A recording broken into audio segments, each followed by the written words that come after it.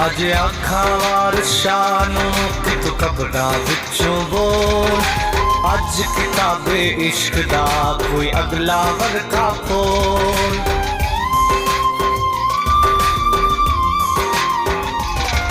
अज आखां वारशां नूं कि तू कबरां विचों बोल।